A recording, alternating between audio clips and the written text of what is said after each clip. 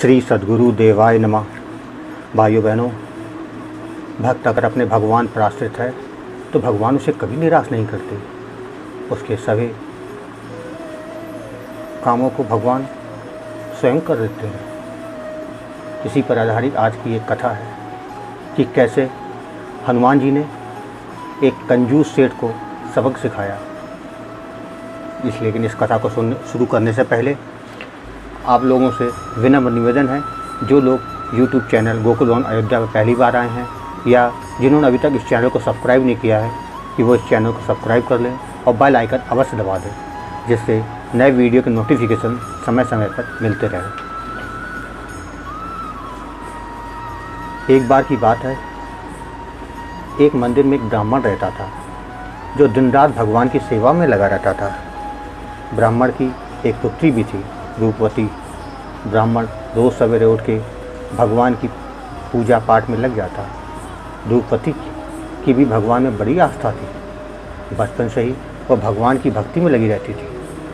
भगवान के लिए पुष्प व पूजन सामग्री एकत्रित करना उसी की जिम्मेदारी थी।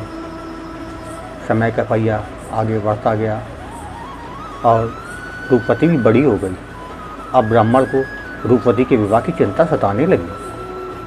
ब्राह्मण ने सोचा, क्यों ना मैं मंदिर में कथा करना शुरू कर दूं, जिससे कि चढ़ावे में जो कुछ पैसा आए उससे थोड़ी आमदनी भी हो जाएगी और गांव वालों में भी भगवान के प्रति आस्था बढ़ेगी। बस यही सोचकर ब्राह्मण ने अगले दिन से मंदिर प्रांगण में ही कथा करना शुरू कर दिया। ब्राह्मण का मानना था कि चाहे गांव वाले उसकी कथा सुने ना सुने, वह मंदिर में विराजे भगवान तो उसकी कथा सुन रहे हैं, मैं उन्हीं को अपनी कथा सुनाऊंगा। अब ब्राह्मण की कथा में कुछ गांव वाले भी आना शुरू हो गए। एक दिन गांव का ही एक कंजूस सेठ मंदिर में भगवान के दर्शन को आया और दर्शन करने के बाद मंदिर की परिक्रमा करने लगा। तभी उसे मंदिर के अंदर कुछ आवाज़ें सुनाई दी। उसने मंदिर के पीछे की दीवार पर कान लगा के सुना तो मंदिर के अंदर दो लोग एक दूसरे से बात कर रहे थे।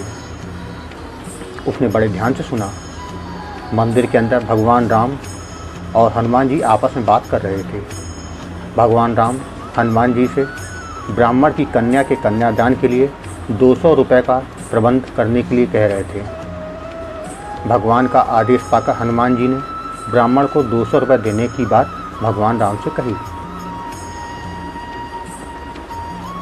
सेठ जी ने जब भगवान राम और हनुमान जी की बात सुनी तो कथा के बाद वे ब्राह्मण से मिले। कथा से होने वाली आय के बारे में पूछा। सेठ जी की बात सुनकर ब्राह्मण बोला, सेठ जी, कथा में बहुत ही कम लोग आ रहे हैं, भला इतने कम श्रद्धालुओं में क्या आय होगी। सेठ जी ने ब्राह्मण को आश्वासन देते हुए कहा कि आज कथा में जो भी आए हो वो ब्राह्मण उन्हें दे दे। उसके बदले में सेठ जी ब्राह्मण को 100 रुपये दे देंगे।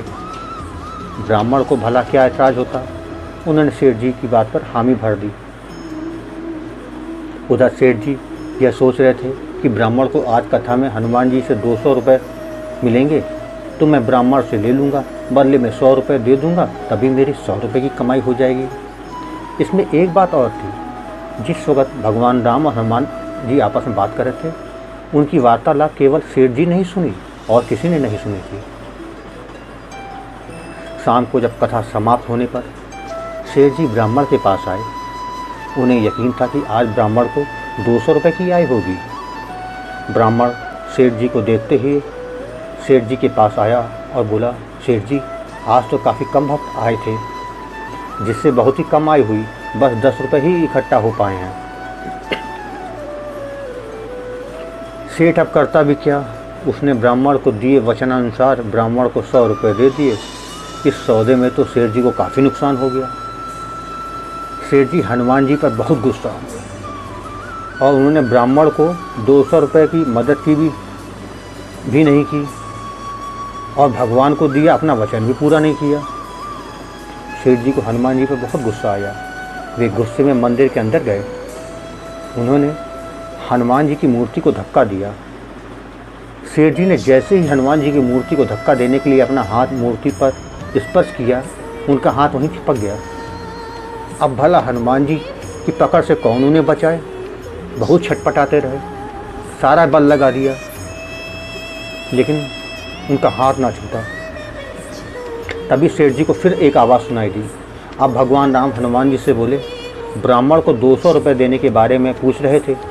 भगवान राम का आदेश सुनकर हनुमान जी बोले, प्रभु 100 रुपये की मदद तो हो गई है, बाकी बचे 100 रुपयों के लिए सेठ जी को पकड़ रखा है। जैसे ही वो 100 रुपये देंगे उनको छोड़ दूंगा।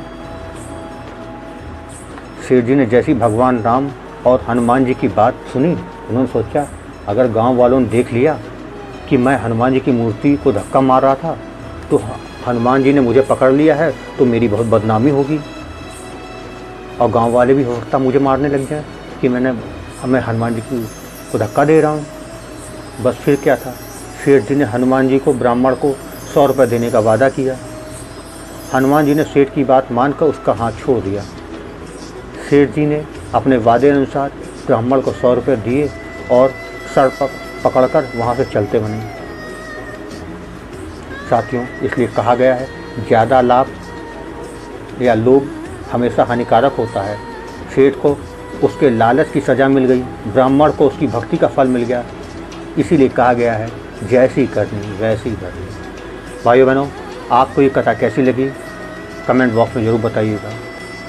धन्यवाद।